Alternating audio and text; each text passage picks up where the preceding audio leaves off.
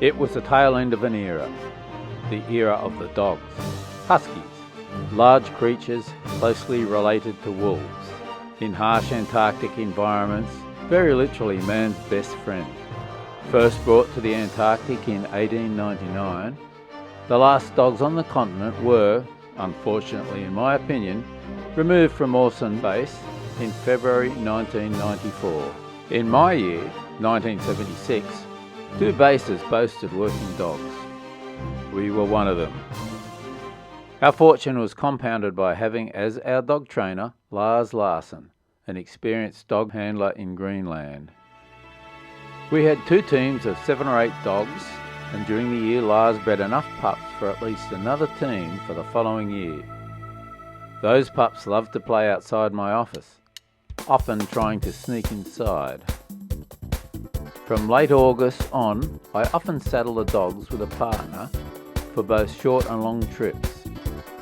In their excitement to be released from the chain, the dogs loved taking off, and as you can plainly see, we were the experts.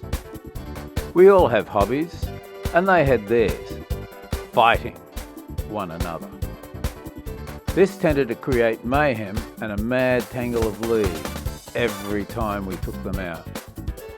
Sometimes I hated those dogs, but as the year wore on, they grew to know me and actually followed my commands, well mostly, and I grew to love them.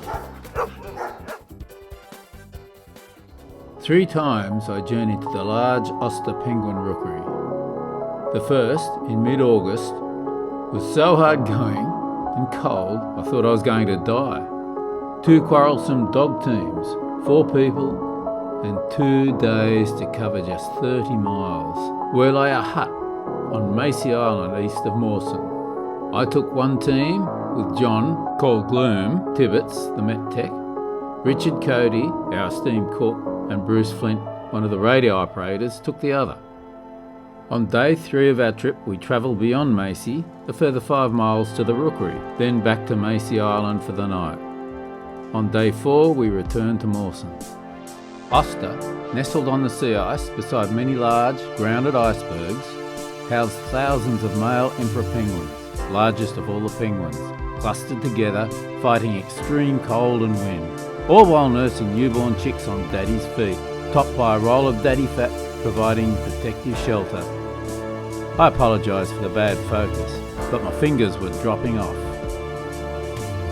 The second journey, with Cole Graham, our electrician, Graham Ackerman, the glaciologist, and Dave Grant, one of the Met observers, though a mere 2 weeks later, was much more pleasant.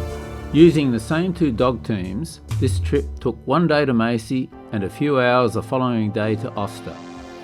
After only 17 days since my last visit, I was surprised at how much the emperor chicks had grown. The third trip to Auster, in early November, comprised just Gloom and me using 1 dog team. This was a dream trip. The weather was brilliant and the dogs were well behaved, or for Huskies anyway. By this time of year the chicks were too big to nest on Dad's feet, but this didn't stop them trying, because geometry was never a penguin's strong suit. During the trip back to Mawson we rested by a seal hole, whereupon a Weddell seal pup approached us to play. We accepted his, or possibly her, invitation. A minute later, Mum appeared, and she was not happy. There was a chase. We escaped her wrath and continued on our way home. Brilliant weather, firm ice, and 8 Huskies anxious to get back to the dog line and a feed all allowed Gloom and I to break the record between Macy Island and Mawson using the dogs to just 4 hours and 50 minutes. Yay for us.